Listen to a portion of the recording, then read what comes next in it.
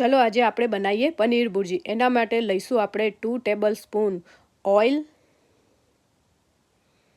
જીરું, સૂકા લાલ મરચાં, ડુંગળી,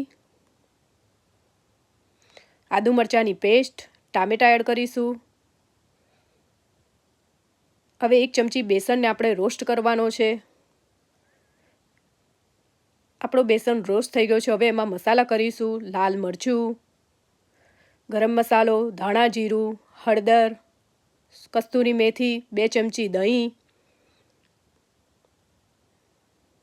આપણી પેસ્ટ અહીંયા રેડી છે। હવે પેસ્ટને અંદર એડ કરવાથી આપણી ગ્રેવી થીક અને મસ્ત થાય છે। ટેસ્ટ મુજબ મીઠું એડ કરવું,